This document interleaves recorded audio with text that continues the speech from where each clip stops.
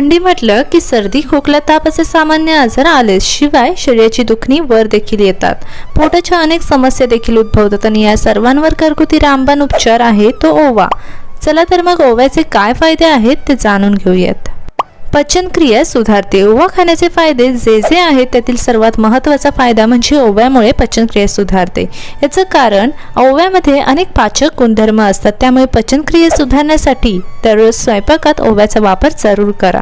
जेवणानंतर ओव्या मुखवास खाल्ल्याने तुमच्या पचनक्रियेमध्ये हळूहळू सुधार होऊ शकतो. पावसाळ्यात भजी अथवा इतर तळलेले पदार्थांचा बेत नेहमीच केला जातो.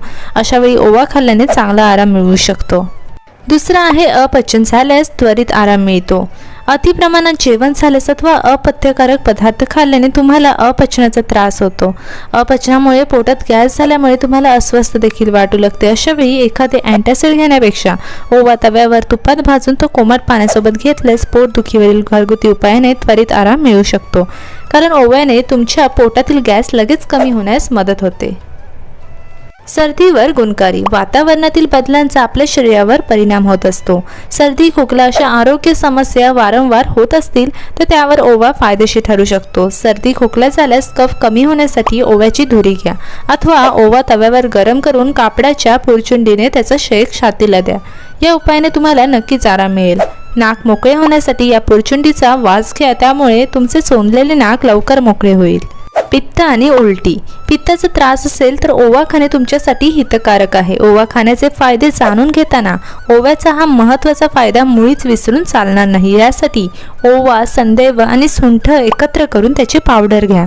सांधेदुखी. सांधेदुखीचा त्रास होत असल्यास ओवा गरम करून त्याचा शेक घेतल्यास चांगला आराम मिळतो. वजन कमी करण्यासाठी. वजन कमी करण्यासाठी ओव्याचे पाणी प्यावे, कारण ओव्याच्या पाण्याने तुमची चयापचय शक्ती वाढते.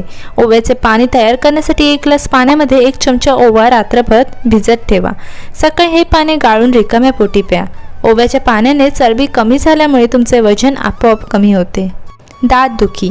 दातातील इन्फेक्शनमुळे दात दुखणे अथवा हिरडे सुजण्याची समस्या निर्माण होते.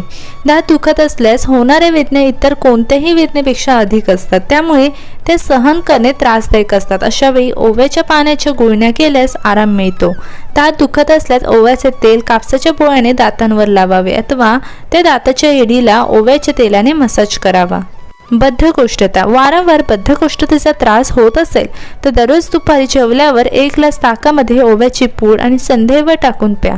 त्यामुळे तुमचे पोट साफ होण्यास देखील मदत होईल. दमा. ओव्यामधील थायमॉल या जंतुनाशक घटकांमुळे दम्याचा त्रास ओवा खाल्याने तुम्हाला नक्कीच आराम मिळू शकतो. दम्याचा त्रास कमी करण्यासाठी गुळाचा वापर करून दिवसातून 2दा ओवा खा. तोंडाची दुर्गंधी आणि विकार. दातदुखीवर ओवा उपयुक्त आहेच, पण जर तुम्हाला तोंडातून दुर्गंधी येण्याची समस्या सतावत असेल तर पाण्यात लवंग तेल आणि ओव्याचे तेल टाकून गुळण्या केल्यास तोंडाची दुर्गंधी कमी होते. त्याचप्रमाणे तोंडाची दुर्गंधी कमी करण्यासाठी हे आणखी काही उपाय तुम्ही करू शकता.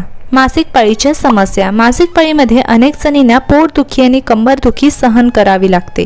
मासिक पाळीत पोट आणि कंबर दुखू लागल्यास ओवा तव्यावर गरम करून कोमट पाण्यासोबत घेतल्यास त्वरित आराम मिळतो. जुलाब. जुलाबाच्या त्रासांवर ओवा नक्कीच फायदेशीर ठरू शकतो.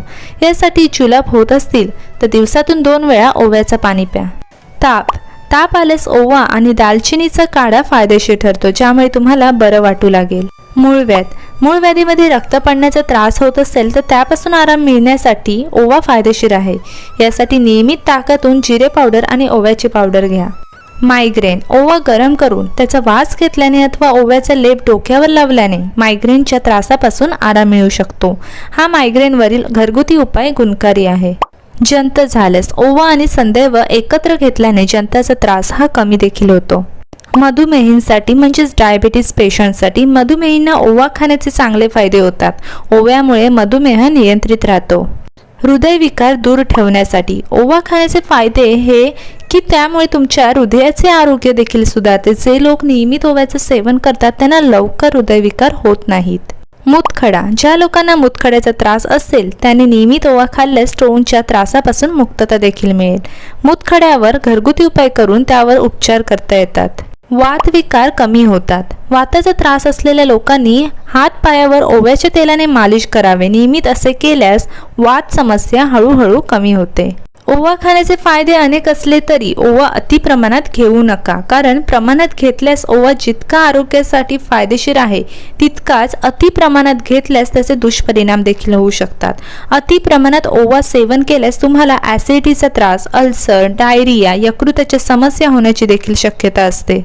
आम्ही तुम्हाला ओव्याचे अनेक चांगले फायदे सांगितले आहेत. ओवा एक नैसर्गिक औषध असल्यामुळे तुम्ही तुमच्या आरोग्यावर ओव्याचा वापर नक्कीच करू शकता.